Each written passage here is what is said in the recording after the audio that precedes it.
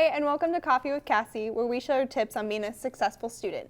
Today we have with us Edward Robb, who's a success advocate from the Student Success Center at JCCC. Thanks for being with us today. Thanks for having me, Cassie. Yeah, okay, so as I've been talking to students, a lot of their questions are things like, why do I need a student email address? Or I need to drop a class, but how do I do that, and where do I do that?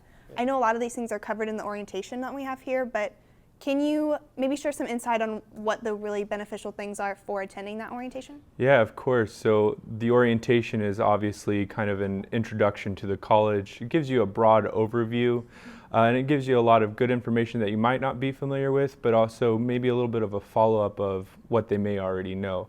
And so it's a good refresher, but also if they come here in person, it's a great opportunity to actually meet folks who work here who, like myself as a success advocate, wants to see them succeed, and so they get to kind of put a name and a face together with the place, and that will really help them in the long run. Right, and someone to go to if they have any more questions. Absolutely, and that's exactly what I do.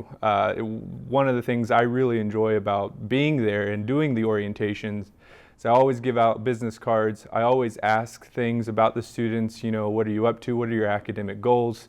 Try to encourage them to get to know the folks around them, especially those in a position like myself where we can help them.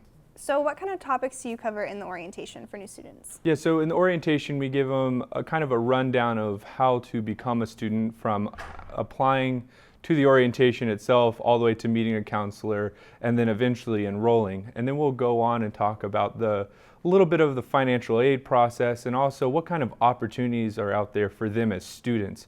We've got a lot of things here, from getting active in different clubs and organizations to resources like the Writing Center and Math Resource Center. And so we go over all that information with them just so that they know. And then again, we try to give them a little bit of contact information if they want to explore the campus, which we encourage. Yeah, definitely. Yeah. All right, so is the only way to go through that orientation, is it here on campus, or what are some of the opportunities that students have? No, and that's a great question. We do have the opportunity to come here on campus and meet somebody and actually have that personal interaction, but not everybody can make it on campus, and we understand that. We want to have a resource for them as well. So you can do an orientation online. It's just kind of core videos that they can watch, and then a little bit of a quiz. But again, what's nice is those core videos all have folks that work here at the college.